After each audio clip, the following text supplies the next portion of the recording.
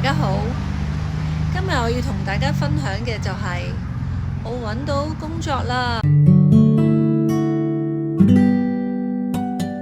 其實呢都係一個好偶然嘅情況底下，我又揾到第二份兼職啦。雖然呢本來我只係想做一日嘅啫，但係後尾呢，老闆叫我做多半日，咁我覺得即係喺仲有能力揾錢嘅情況底下，就試啦，做啦，即係覺得如果係拒絕咗啦，下次就冇人再俾機會你㗎啦。其實喺澳洲揾工都係咁啦，我哋自己提出好多嘅要求，我哋對份工有咩期望啦，又或者想要幾多錢啦咁樣。但係我覺得如果係好想去做一份工，或者好想去得到一個機會嘅時候，我哋先唔好計較對方嘅工種係乜嘢啊，有幾多錢啊，我哋先做咗先，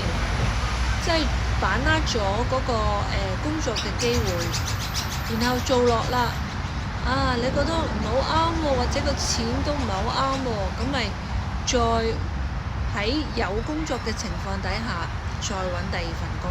喺香港一樣都係咁嘅，叫做騎牛揾馬啊嘛。因為我睇到喺好多社交平台啦，咁有啲人喺澳洲生活嘅，咁就話 send 咗好多份 CV， 都真係石沉大海咁樣。我曾經咧都叫過我朋友咧係逐個打電話，都真係石沉大海。咁但係我話其實你唔好淨係揾你想揾嘅工作啦，不如你揾下一啲唔同類型嘅工作啦。其實叫做即係有得做咪做咯。即係有時如果我哋要去生活嘅時候，我哋就要放低自己，冇咁挑剔去揀工咯。話晒我哋都叫人在異鄉嘛，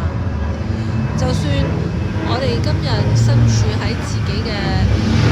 地方啦，例如香港咁啦，我哋俾人裁咗出嚟啦，失業啦，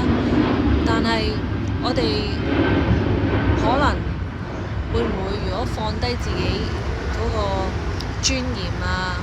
去試下做便利店啊、餐廳啊咁樣。我曾經聽過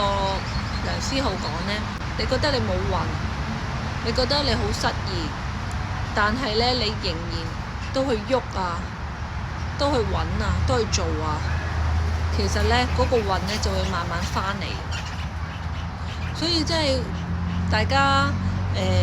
喺揾工方面唔好放棄，唔好淨係用死一個方法，試下用其他嘅方法，咁你嘅運就嚟㗎啦。相信自己係有運行嘅，加油啊！